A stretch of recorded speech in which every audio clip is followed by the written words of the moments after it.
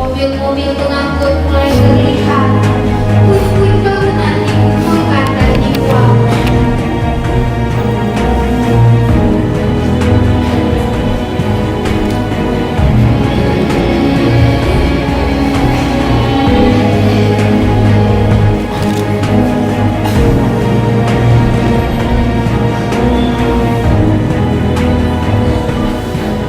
Baik, saya akan cerita pertama. Saya mencoba dari pengalaman saya berteater juga, mencoba mengembangkan satu metode yang kemudian kami sebut sebagai metode gelombang. Kira-kira gambaran mengenai metode gelombang ini adalah satu teater yang dilakukan secara spontan dengan melakukan kolaborasi dengan berbagai macam tipe latar belakang keaktoran atau para pemain. Yang diharapkan dengan metode gelombang ini, satu gerakan gelombang akan disusul dengan gerakan gelombang yang lain dan seterusnya.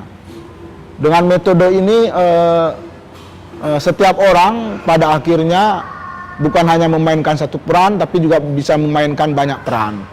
Peran yang dimainkan oleh salah satu tokoh A, kalau tokoh A tidak hadir, tokoh B juga bisa menggantikannya. Apa yang ingin kami capai dari metode gelombang ini adalah, pertama, kami mencoba mendalami soal, katakanlah soal bumi itu sendiri, dengan mengajak kawan-kawan partisipan teaternya untuk merasakan getaran bumi. Dalam hal ini melalui mendengarkan langkah-langkah kaki para pemainnya ketika mereka melangkah di atas panggung. Kemudian yang kedua, itu kami sebut sebagai teater gerakan atau teater movement. Ada gelombang air, ada gelombang laut, ada gelombang sungai, ada gelombang suara, dan lain-lain sebagainya.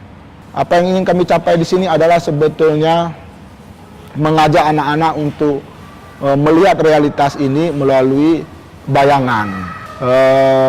Dengan demikian, melalui teater bayangan ini kita bisa semacam memetakan satu kawasan yang luas seperti Kota Banda Aceh, Aceh besar. Dengan metode bayangan ini kita bisa taruh di sini museum tsunami, di sini laut, di sini pohon kelapa, di sini tempat bermain, di sini tempat menyelamatkan diri, kira-kira seperti itu.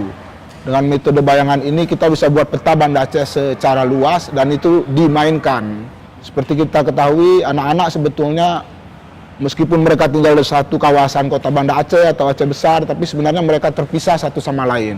Tidak pernah ketemu satu sama lain, tidak tahu di mana Kota Malaka, tidak tahu di mana sekolah metodis.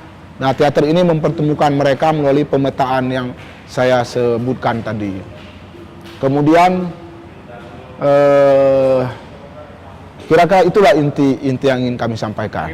Memang kita juga ada masalah soal misalnya antara Islam dan non-Islam begitu. Tapi melalui teater ini pelan-pelan mereka sadar bahwa kita ini sesama manusia dan harus saling bersahabat, harus saling bekerja sama, apalagi tinggal di satu tempat, kawasan yang sama.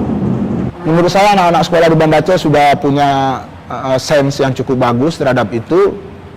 Tinggal sekarang fungsi atau kesadaran anak-anak ini sendiri untuk masa depan, bahwa mereka harus tetap memelihara kesadaran ini dan kemudian menggulirkan kesadaran ini terhadap warga-warga yang lainnya. Nah, kesadaran tanggung jawab inilah yang juga ingin kita capai dalam pelatihan ini.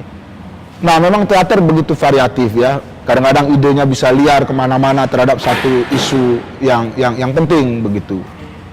Dia bisa disampaikan secara langsung, secara tekstual, tapi bisa juga disampaikan melalui simbol-simbol tertentu. Saya kira yang terpenting adalah penonton senang. Dengan penonton senang itu akan mengingatkan terus-menerus, akan menjadi pengalaman batin tersimpan dalam memori jangka panjang penonton, bahwa dengan pertunjukan ini kita patut memelihara kesadaran untuk siap siaga terhadap bencana. Begitu peran teater ini sendiri saya kira. Saya kira sampai saat ini kesenian sangat efektif sebagai media untuk mensosialisasikan kesadaran masyarakat terhadap kesiapan untuk menghadapi bencana.